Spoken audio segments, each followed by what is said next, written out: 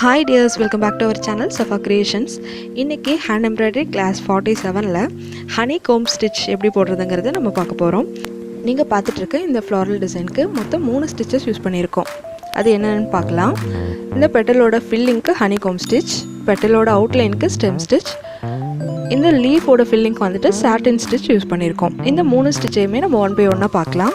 முதல்ல நம்ம புதுசாக கற்றுக்க போகிற honeycomb stitch எப்படி போடுறதுங்கிறத பார்க்கலாம். இந்த மாதிரி ஒரு ஃப்ளாரல் பேட்டர்ன் வரைஞ்சிட்டு நீடில் 6 ஸ்டாண்ட்ஸ் த்ரெட் எடுத்துகிட்டு அதோட எண்டிங்கில் நாட் போட்டுக்கோங்க. பெட்டல் ஸ்டார்ட் ஆகிற இடத்துல நீடில் அடியிலேருந்து மேலே எடுத்துக்கோங்க. அதுக்கு பக்கத்தில் நீடில் குத்தி இந்த மாதிரி கொஞ்சம் டிஸ்டன்ஸ் விட்டு பின் பண்ணிவிட்டு த்ரெட்டை அடியில் போட்டு நீடில் இழுங்க.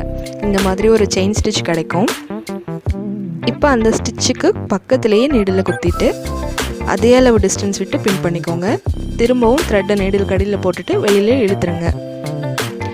இதை நம்ம நார்மலாக போடுற பட்டன் ஹோல் ஸ்டிச் மாதிரியே தான்.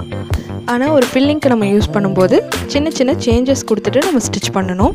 இந்த மாதிரி ஸ்டிச் பண்ணும்போது honeycomb மாதிரியான ஒரு எஃபெக்ட் வந்துட்டு நமக்கு ஃபைனலாக கிடைக்கும்.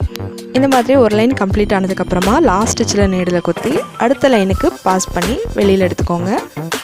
இப்போது நீடில் செகண்ட் லைனுக்கு வந்துடுச்சு.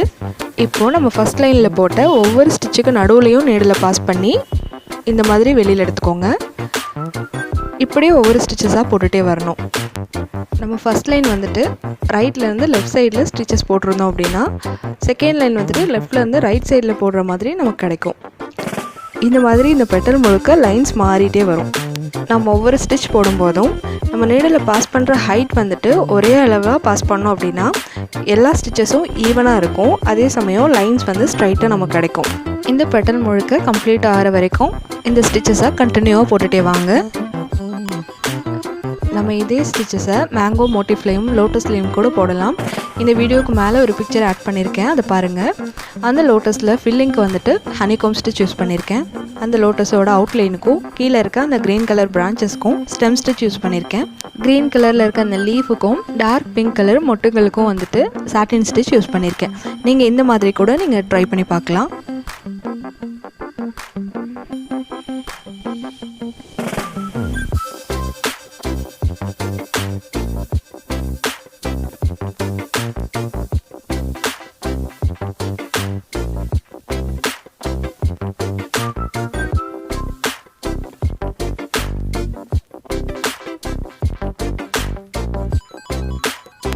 இந்த பட்டலோட கடைசி லைன் போட்டுட்ருக்கோம்.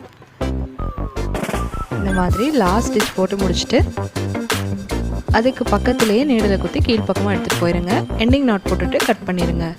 இப்போ இந்த ஃப்ளவர் வந்துட்டு ஒரு ஃபினிஷிங் இல்லாமல் இருக்கு இல்லையா, இதை வந்துட்டு நீட்டாக ஆக்கிறதுக்காக நம்ம அவுட்லைனுக்கு ஸ்டெம் ஸ்டிச் கொடுக்க போகிறோம். இப்போ நீடில் பெட்டலோட ஸ்டார்டிங்கில் அடியிலேருந்து மேல் பக்கமாக எடுத்துக்கோங்க. அதிலேருந்து கொஞ்சம் டிஸ்டன்ஸ் விட்டு நீடில் குத்தி கீழே எடுத்துருங்க. இப்போ ஒரு ரன்னிங் ஸ்டிச் கிடச்சிருச்சா, இப்போ அதோட பாதி அளவில் நீடில் அடியிலேருந்து மேலே எடுத்துக்கோங்க. ஏற்கனவே போட்ட அதே ஸ்டிச்சோட லென்த்து டிஸ்டன்ஸ் விட்டுட்டு நீடில் கீழ்ப்பக்கமாக எடுத்துக்கோங்க. இதே மாதிரி கண்டினியூவாக போட்டுகிட்டே வரணும். இதுதான் stem stitch. Satin and stem stitch இந்த 2 ஸ்டிச்சஸுமே ஏற்கனவே டீட்டெயில்டான டுட்டோரியல் வீடியோ அப்லோட் பண்ணியிருக்கேன்.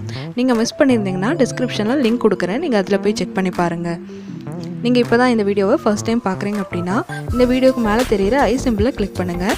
அதில் பிகினர்ஸ் எம்ப்ராய்டரி அப்படின்ற ஒரு பிளேலிஸ்ட் இருக்கும். நீங்கள் அதில் போய் கிளிக் பண்ணிங்கன்னா கிளாஸ் 1லேருந்து நான் இது வரைக்கும் அப்லோட் பண்ணியிருக்க எல்லா ஸ்டிச்சஸுமே அதில் இருக்குது. நீங்கள் ஒன் பை ஒன்னாக ப்ராக்டிஸ் பண்ணிவிட்டு அதுக்கப்புறமா ப்ளவுசஸ்லேயும் குர்த்திலையும் ட்ரை பண்ணும்போது உங்களுக்கு ரொம்பவும் ஈஸியாக இருக்கும். ஸோ நீங்கள் இன்ட்ரெஸ்டடாக இருந்தீங்கன்னா இந்த பிளேலிஸ்ட்டையும் நீங்கள் செக் பண்ணி பாருங்கள்.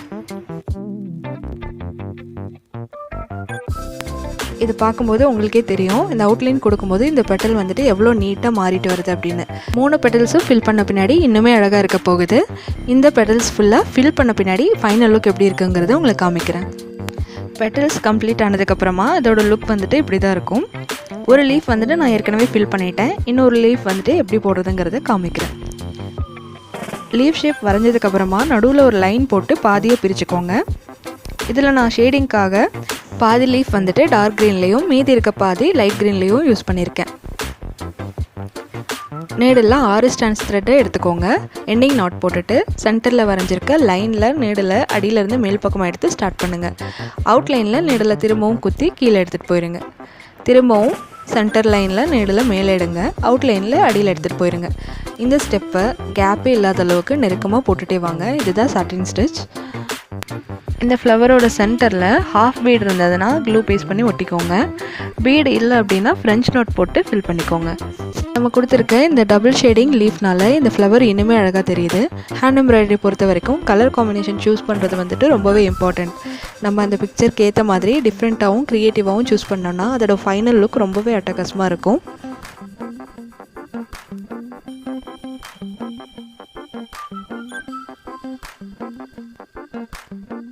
ஸ்டெப்பை ஃபாலோ பண்ணி இந்த மொத்த லீஃபையும் நம்ம ஃபில் பண்ணிக்கலாம். இப்போது இந்த ஃப்ளவரோட ஃபைனல் லுக் எப்படி இருக்குங்கிறத நம்ம பார்த்துடலாம். இந்த ஃப்ளவர் பேட்டர்னை நீங்களும் ட்ரை பண்ணி பாருங்கள். இந்த வீடியோ சம்மந்தமாக என்ன டவுட் இருந்தாலும் எனக்கு மறக்காமல் கமெண்ட் பண்ணி கேளுங்க. இந்த வீடியோ உங்களுக்கு பிடிச்சிருந்ததுன்னா லைக் பண்ணுங்கள், ஷேர் பண்ணுங்கள், சப்ஸ்கிரைப் பண்ணுங்கள்.